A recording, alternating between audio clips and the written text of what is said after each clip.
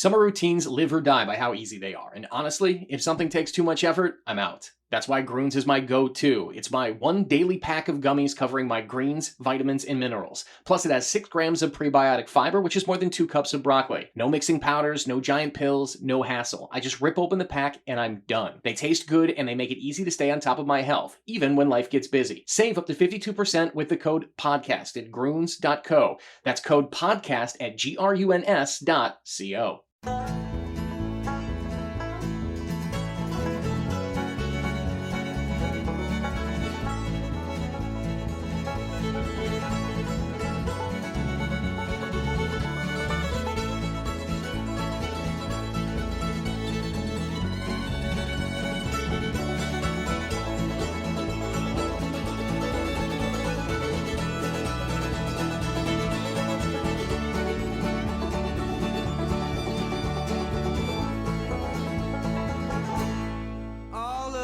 Welcome back to Worst Seats in the House. Michael Russo, Anthony LaPanta. Big day after a big night where the Wild, for the first time in 11 years, advanced past the first round and goes into round 2. Normally, Anthony, we'd be texting with the PR department trying to figure out when locker cleanup day is and all the plans for that, and then I'd be jetting off to a second round series elsewhere. So this is going to be abnormal for me, at least, going to Denver in a couple days for round 2. And man, what a night at Grand Casino Arena where the Wild came out strong, absolutely dominated the first period, jumped out to an early 1-0 lead. And boy, oh boy, did the Wild get their money's worth with Quinn Hughes yesterday. Controlled a game like few other defensemen ever could. And winds up with 3 points, becomes the first Wild defenseman in history to get a series clinching goal, and the Wild move on to play the Colorado Avalanche. He was dominant. It was his best game of the series by far, I thought, last night. And it was just a special moment. I think we had talked about it on our last pod, but I know I had mentioned it in our pregame open last night. And I think maybe I'd posted something on social media that I thought it was the biggest game in the history of the Wild franchise. And the playoff run in 2003 was all house money. The first round series wins in 14 and 15 were just at the start of something that it just felt different. This was 8 consecutive first round playoff losses, a couple of them at the hands of the franchise that had left for Dallas, a team that had been on the cusp seemingly for the last few years. It just felt like this was their moment, and they came through in a big way. The start was good. The effort was solid throughout. That was a really good Dallas Stars team. I think it was right up there with those Chicago teams that the Wild faced in 13, 14, 15 as the best teams they've ever faced in the postseason. And yet they took them down when Dallas's power play was clicking. Their top players, their superstars, all played well in this series, and Minnesota's were just better. I think it was a statement night for Minnesota, and this was a pressure that was the fan base, the ownership, the management trickled all the way down inside that room. And I know some of the guys hadn't been here for all of it. They all knew it. They all felt it. And to have this step taken against the Dallas Stars seemed to be the perfect way to finally advance into the second round and to kind of take down the villain, so to speak, in Dallas. I think it just felt like a storybook type deal for Minnesota. And I know they say they're not done yet, but this was a huge step on a big night for the franchise. Yeah, no doubt about that. And that's how I agree with you. Like, this wasn't just some fan base and reporter narrative, right? This is when there was you a reporter that really furthered the narrative on a regular basis. Hey, there's only one person on the show that picked the Wild to win this series, and that was me, by the way. So that's true. There you go. So let me and by the way, in 6 games. But to your point, like, Anthony, like, this wasn't just us and the fans, right? Like, this became something that did define this franchise. And when you give up the equivalent of 4 first-round picks for Quinn Hughes, you are saying we are winning now. We are not losing out in the first round. And you've made the point, and it's absolutely true, that you're playing one of the best teams in the league in the first round, and somebody had to lose, and it may have been the Wild, and you can't overreact to that. But still, when you give up those type of assets for Quinn, it just creates this internal pressure. And Craig Leopold wasn't going to be happy. Certainly, Belgarin wouldn't have been happy. I know Jim Nill's definitely not happy today. But this team really came out and look, Dallas could use this as solace all they want, that the territorial advantage was even and the shots were even and the chances were even at 5-on-5. That team got dominated at 5-on-5 on the scoreboard, and that's what matters. And when you have Wyatt Johnston and Mikko Rantanen and Matt Duchene and Jason Robertson, I know they're without Rope Hintz. You cannot be outscored 14-4 in a 5-on-5 in a playoff series and expect to win or accept that. And the Wild, I just think that team, and Brock Faber said it last night, they didn't want to be hit anymore, Anthony. Like there were guys in that game last night that did not want to get to a game 7 because they could not handle another Marcus Foligno check or a Michael McCarron check.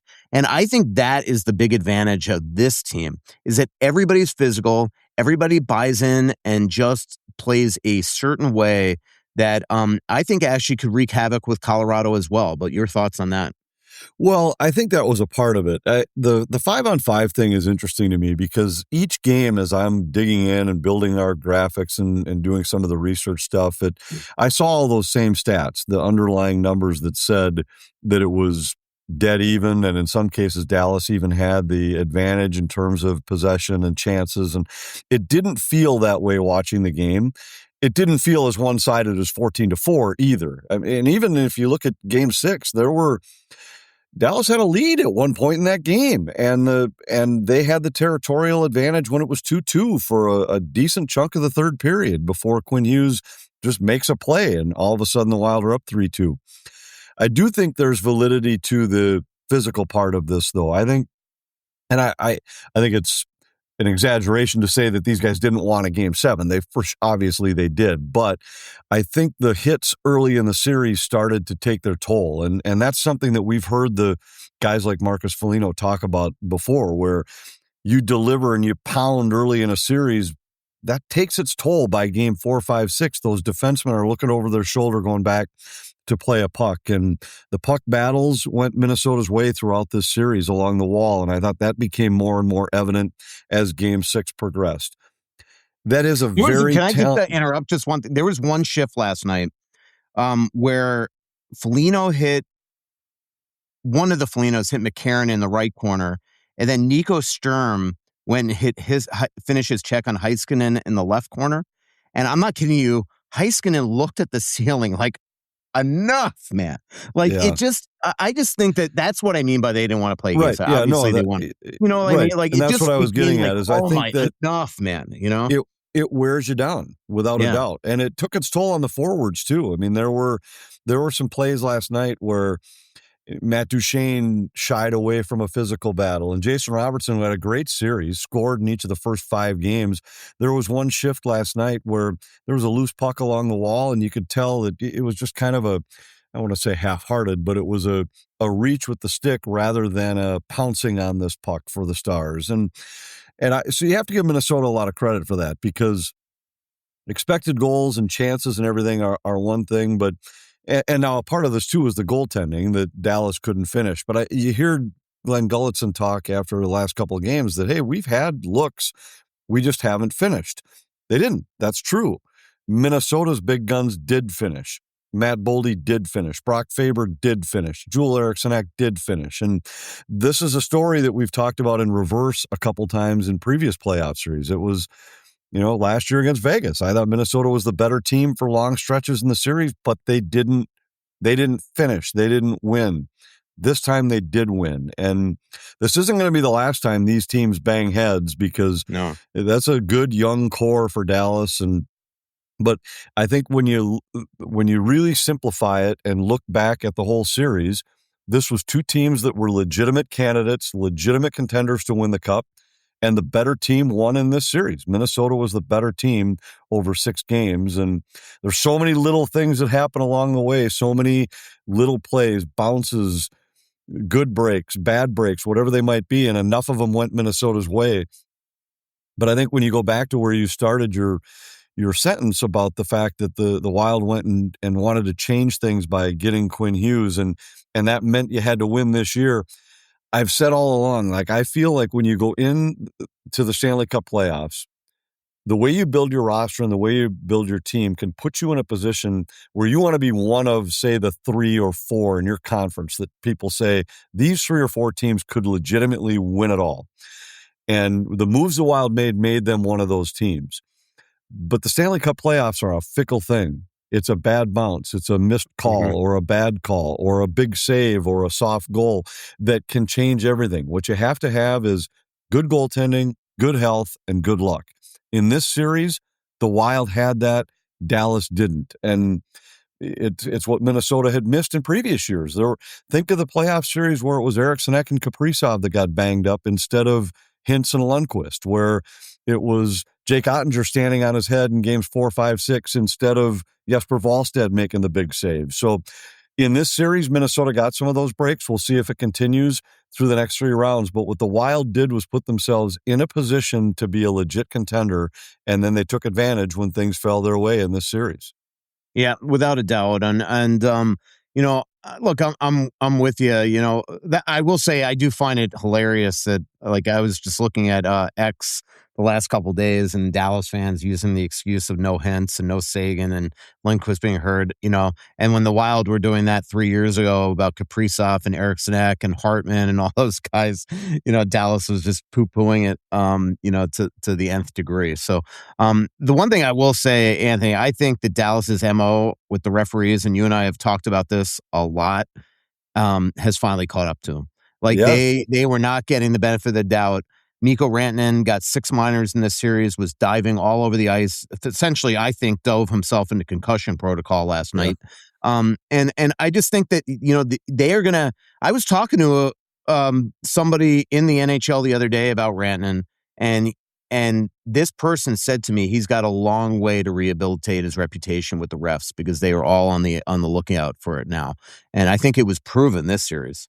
Yeah, I think it finally did. I thought early in the series it wasn't headed that way. When you think about the Jamie Benn plays, the things he got away with early in the series, the dive he took that really led to one of the biggest goals in the series. It could have been a series-changing goal on the power play after his phantom high stick that he took from Brock Faber. But yeah, I think as it went on, that evened out. The one thing I will say about Dallas's demeanor throughout was you never heard them complaining about it, though. You didn't hear them complaining about no Hintz, no Lundqvist. Didn't hear them complaining about a couple of the missed calls that we discussed on the last show. Ryan Hartman with the hand over the puck at a key time in Game 4 comes to mind, where they didn't really let that stuff get to them. But I think what was interesting to watch, and I don't remember if we talked about this or if I was just talking to Ryan Carter and Wes Walls about it, but coming into this series, one of the reasons why I thought Dallas was going to be a tough team to beat was because of all of their experience. This is a team that had been to the Western Conference Finals 3 years in a row, had won 6 playoff series with largely this roster. And I thought it was a team that wouldn't get rattled, wouldn't get phased, and maintain kind of an even keel approach to everything. I thought it was a big reason why they were able to bounce back from Game 1 and swing the series in their favor. I mean, let's not forget that after Game 3, a double overtime win in St. Paul, they were up 2-1 and looked like that they were not in control of the series, but certainly had the upper hand. But I think as the series progressed, that almost became a detriment to them. I didn't think they had the urgency in Game 5 that I expected to see from them. It was that same, just kind of businesslike, same as always, even keel, been here before, done this before. And I think it got to the point where Minnesota's energy and excitement about grasping something that was different became a bigger factor than it had been in the past. Where in the past, some of that over-exuberance was Minnesota's undoing in some of their earlier playoff series. In this one, I think it was an energy level and a kind of a seize the moment kind of feel from this Wild roster that Dallas just couldn't match. And maybe this was the one time that experience became almost like a ho-hum, we've already done this, compared to a team that was tasting something for the first time. Last night, I think that we saw why Vladimir Tarasenko has to be in your lineup, right? Obviously did not have a good first 5 games. I know a lot of fans were upset that he was not somebody that was tabbed to be scratched, but they finally score a 5-on-5 goal. It lasts 54 seconds.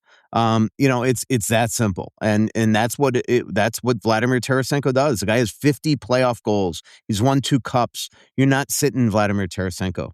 Yeah, I agree. I didn't think they ever should or would. I really, and I think that was an example of just one of those bounces the Wild got in this series where he fans on a puck, but then manages to recover and find it and punch it into an empty net. I thought that was one of the biggest plays of the game because it just balanced things out. If Dallas gets to the room 2-2 at that point, who knows, or 2-1 rather. I mean, who knows what happens into that third period. But I think you have to give some credit to John Hines for his lineup decisions throughout this, going back to starting with the goaltender. It wasn't the easiest decision to go with the rookie, and it certainly was one that would have been open to second guessing more than maybe any other. If you had started the veteran Gustafsson and it didn't work out, you wouldn't have been second guessed the way you would have if Wallstedt didn't work out. But then even throughout, and we talked about it going in, that with the additions at the deadline, they had the ability to change the look of their team, the feel of their team. And with guys coming back, I thought he made the right calls with who he pulled from the games. I thought Nico Sturm had earned a shot to get another look in this series after how well he played in Game 4.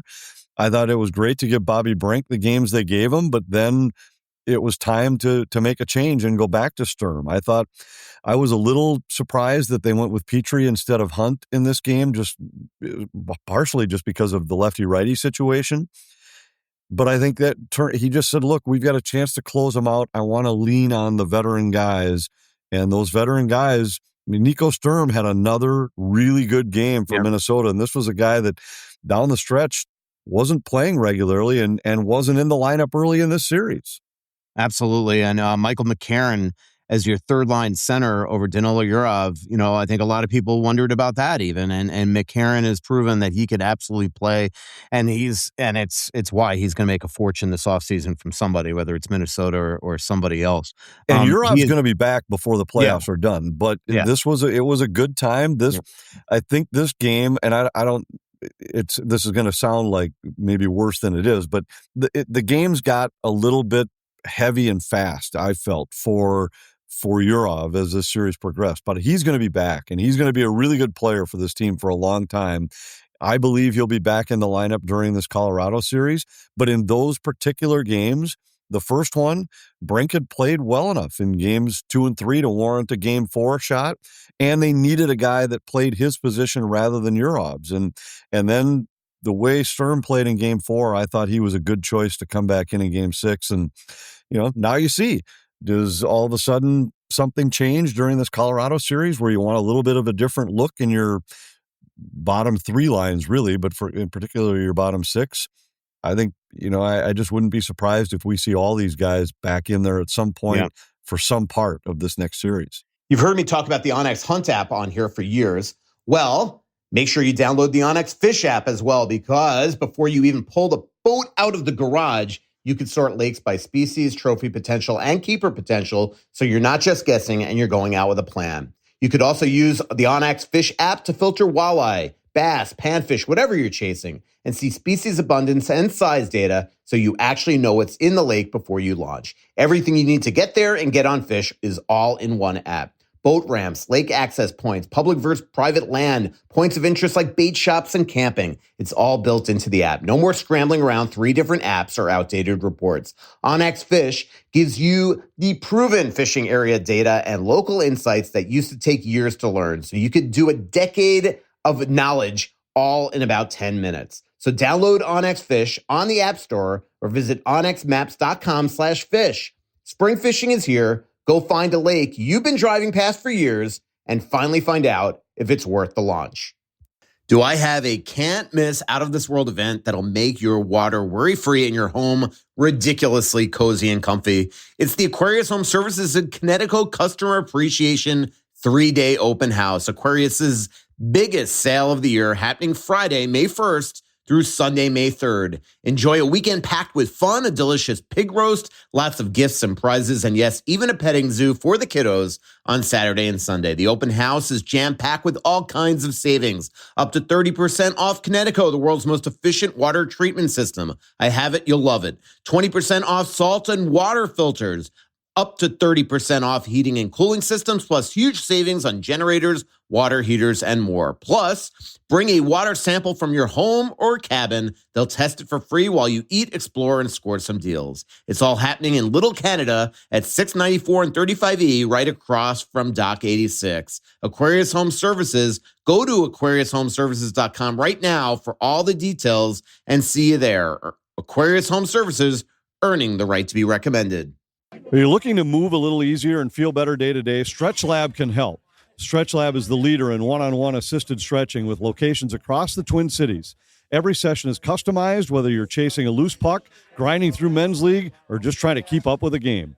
It's not just recovery, it's mobility, prevention, and performance. Tight hips, sore back, it's all about staying in the game, whatever your game looks like. Don't sit this shift out. Book your first stretch today and feel the difference. Life comes with a lot of things to remember, and Great Clips doesn't think your haircut should be one of them. That's why they use clip notes to save your haircut details, so no matter which stylist you see or Great Clips salon you visit, it's easy to feel like the best version of you. So do yourself a favor. Say goodbye to guesswork and hello to a great haircut every time. Download the app today. Great Clips. It's going to be great.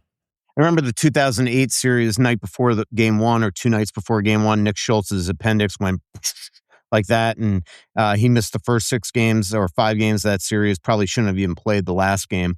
Jonas Brodin, it has that same feel for me. If he's not in the series, it does change a lot, because obviously you have a shutdown pair in Brodin and Spurgeon that has been absolutely elite. Now it changes everything, because you have Middleton and Spurgeon and a third pair that, I mean, can you go Bogosian Petrie against Colorado in Denver where they could absolutely take advantage of it? Or do you have to, in practice the next couple days, try to really test and see if Hunt can get up to speed? Yeah, I think that'll be an interesting decision for Hines to make. And I'm going to credit Ryan Carter for this, because I hadn't really thought about it until we were talking before the game last night. In last night's game, as good as Jonas Brodin has been, if you had to take one of the top 4 defensemen out for Minnesota, he might have been the most expendable, just because of the fact that if you take out, let's say you take out, well, obviously Quinn Hughes nobody can replace him, but if you took out Faber or Spurgeon, it might have been a more difficult replacement in last night's game. Mm-hmm. But as we talked about it, and I said, but now when you look ahead, when you think about facing McKinnon or McDavid, Jonas Brodin is the guy. He's the guy who is maybe the most irreplaceable now among your top 4 defensemen. So in this series, I think the challenge is a lot different. The Dallas series was the way Dallas attacks was a bigger, stronger, get to the net kind of approach. In that situation, maybe Bogosian, Petrie, Middleton taking Brodin's spot next to Spurgeon was something that you could get away with. But I think it's going to be a bigger loss if it extends into this series to lose Brodin and his skating ability. And so to answer your question, if it were me, I'd be taking a long look at Hunt, just because mobility on the back end might be more important in this series than sturdiness, where in the Dallas situation, I thought the sturdiness was maybe the bigger factor. Yeah, and John Hines has pulled all the right levers so far, so we'll see if he makes those right decisions heading into the series. Let's talk about Colorado, Anthony. Real formidable opponent, extremely deep up the middle. I mean, their top 3 is Nathan McKinnon, Brock Nelson, and Nazem Kadri. Gabriel Landeskog has turned into a third-line guy for that team. Nicholas Waugh has been really, really good for them. Their fourth line with Drury and Kelly and Logan O'Connor. O'Connor always plays the Wild well. So their bottom 6, where I thought the Wild dominated Dallas, it's going to be a lot more difficult for the Wild to dominate this team. And then obviously the blue line is the one area where I think you could take advantage of, because obviously you have Taves and Makar, but you got Burns at his age right now with, I think it's Blankenberg. And then you have Brett Kulak and Malinsky as your third pair. Malinsky's played the Wild really well, local guy. But this is going to be a real, real tough series when you have a top line as good as Lehkonen, who Wild fans will grow to hate this series because he's so freaking good. McKinnon and Natchez, and then a second line with Ross Colton, Brock Nelson, and Valerie Nichushkin. Yeah, I think this is going to be it's a different challenge. I agree with you. I think the one spot where they might be a little vulnerable is on the third defensive pair, but Dallas was the same way, and Minnesota was able to take advantage of that. In spite, I thought Dallas's top couple pair of defense weren't. There wasn't a Taves and Makar pair, but it was close with Heiskanen and Lindell. And Lindell Minnesota didn't have was a great series, though, man. No, he didn't, and in fact got taken 7-0 or something. And got split up from Heiskanen last night. I mean, that's what I was going to say. Harley also was abnormally weird, like did nothing. Yeah, I thought he was pretty good last night, but earlier in the series, and he lost Lundqvist, his partner during the series. I thought those two were good together. He wasn't as good when playing with Myers or Leah Bushkin or whoever else they played him in prior to Game 6 when they moved him up with Heiskanen.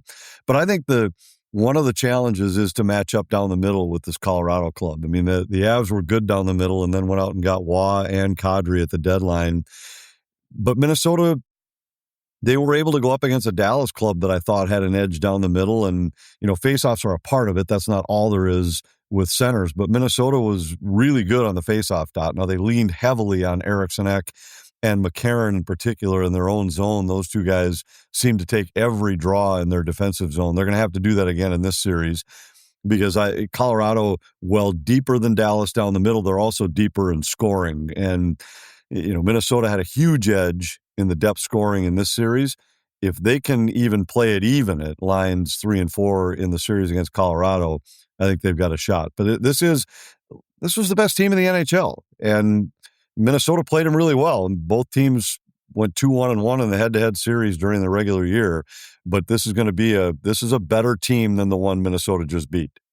Before we quickly turn our attention to some of the other playoff series, Anthony, now that you're, got nothing to do, can I commission you to still put together charts for me?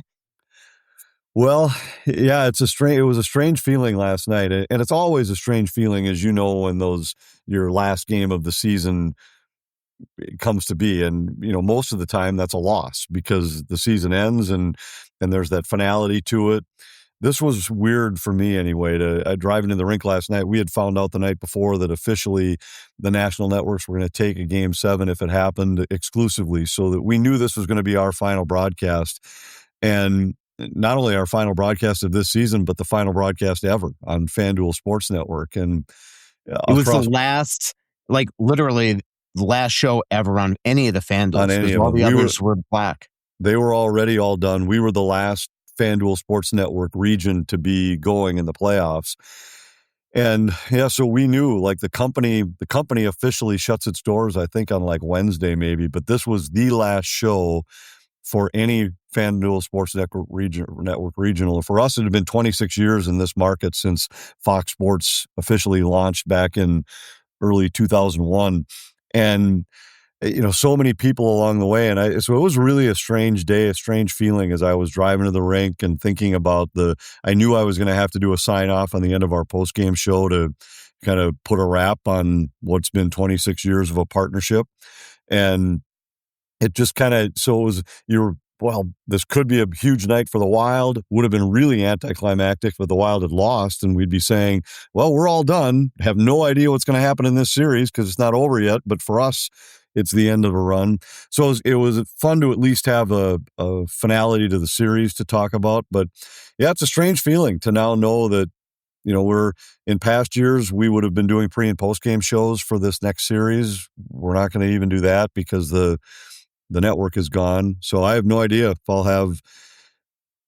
I'll be a busy guy or not during round 2, but we'll see if I can help you a little bit with your research. Cause all I do is try to make your job a little bit easier on a nightly basis. I think you're going to be bored not doing those charts. So you might as well just do them and send them our way. I won't be bored not doing the charts. That's the part of this job that is, and we've talked about it a little bit when fans have asked, and I don't mind doing it at all because the preparation is a part of the deal, and I'm a numbers guy, and I love digging into all that stuff. But it's always hard to step back and just watch it's like a national TV game during the regular season. I don't like during the playoffs. It's that times 100. When you sit back, I mean, this is what I do. I call the games, and here the Wild are advancing to the second round, and and I become just like one of the fans of Worst Seats in the House. I'll be sitting in the crowd watching the game and catching a few of them on TV, I'm sure, but it's a different spot, no doubt. I'll be happy to help you, though. I'll see if I can't dig up a couple things for you each game. Yeah. If you can get me a couple of tickets for one of the home games, I'd appreciate it. I got a text today from our buddy Banjo Dave that liked to come to some games. So I need some help getting tickets. Yeah, well, we've got a couple vacant seats in the old Fan Duel Sports Network booth. We'll see what we can do. So, Anaheim Ducks, I think we both wondered if they'd win a game in this series. They go and eliminate the Edmonton Oilers, who advanced to the Stanley Cup final the last 2 years in a row. Clearly, Connor McDavid was hurt this series, even though he had a point every game. Could barely, he looked to be in agony. And I think there were a lot of guys on the Oilers, but no excuses. Anaheim, absolutely, who were dreadful down the stretch of the season, earned this victory. Huge. They have a lot of really good young talent. The future of the Anaheim Ducks is bright, but they are going to, this series, whether it's against Utah or Vegas in the next round, is going to be terrific. Jackson Lacombe, Anthony, has turned into a star defenseman, and not just offensively, which is where I think that, everybody knew that he was really, really good. Defensively in this series, he was elite. Yeah, I think he's a great example of people that panic early after draft picks. I remember his first season in the league, and some of the Ducks people were saying, geez, we draft, this is the guy that was going to be the game changer on the blue line for us. Just don't see it. Well, now all of a sudden, late last year, he started to show some signs of it and looked like a different player. And this year he's been terrific. Really, he's been terrific all year, but was great in this series. This series had a strange feel, and I happened to catch a few of these games just because they were on late at night after everything else was done.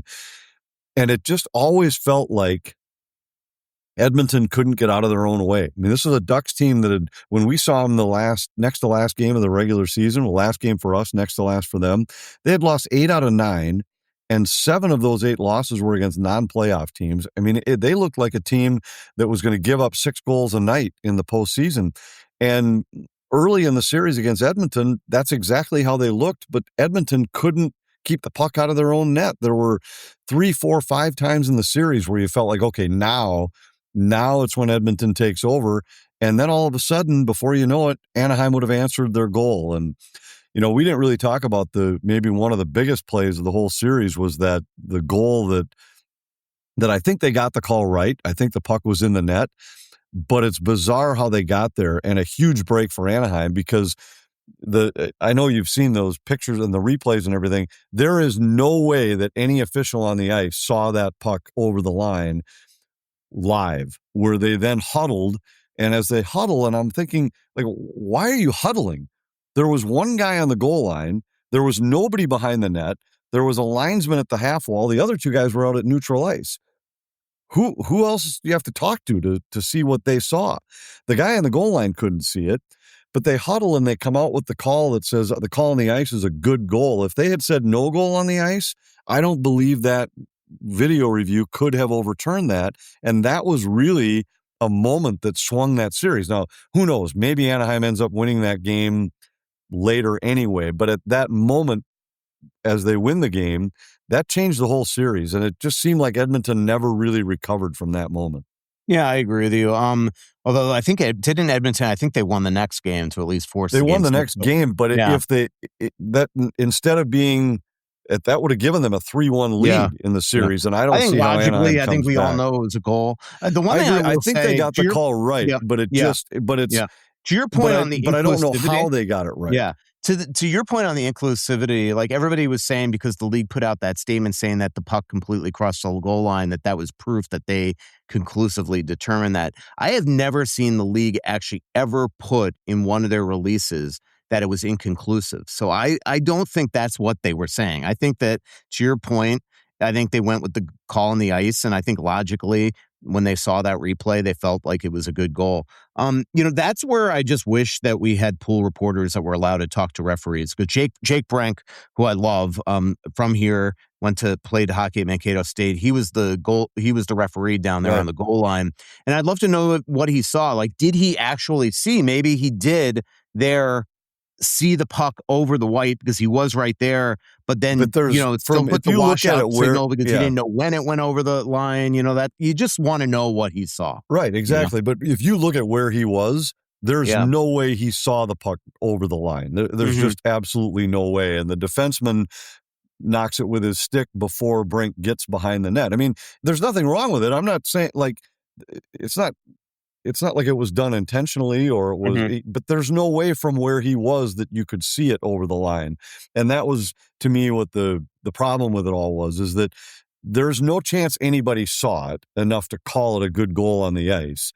And if they had said no goal on the ice, I don't know that you could have overturned it. And I think logically, when you look at that still frame of the puck underneath the skate, it looks like it's in.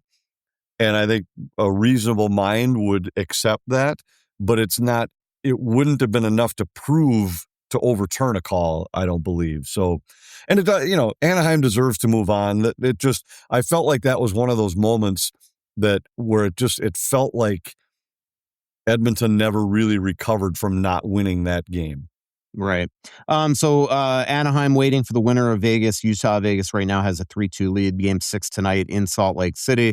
And if Vegas had gotten any goaltending, this series would be 5-0 right now. I mean, it's the some of the games and the ways that Utah has stayed in those games. And Utah is a lot like Anaheim, where they're playing with kind of that house money, youthful exuberance right now that's fun to watch. But I think it was Game 3 where Vegas had 12 of the first 13 shots on goal, and then all of a sudden Utah scores, and I think the shots ended up at one point they were like 30-12, and Utah was up 4-3 in the game.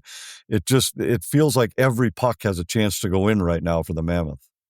Over in the East, Carolina and Philadelphia, they will be in the second round. That'll be a hard series. Probably not a lot of goals, Anthony. I think it's going to be a physical series. Carolina is obviously the tested team. I just don't see how Carolina lets this opportunity get past them. They've been so knocking on the door for years, but just can't get past the Florida Panthers. You have to, with Florida not in this round of 16. You have to take advantage of it. Carolina made easy work, swept the Ottawa Senators, and now they get to play a very young, up-and-coming Philadelphia Flyers team that knocked off the Penguins. Yeah, this is a series Carolina has to win. And this is a year in the East where there isn't that great team. There's not a Florida, there's not a Tampa, there's not a Boston. There is a Tampa still.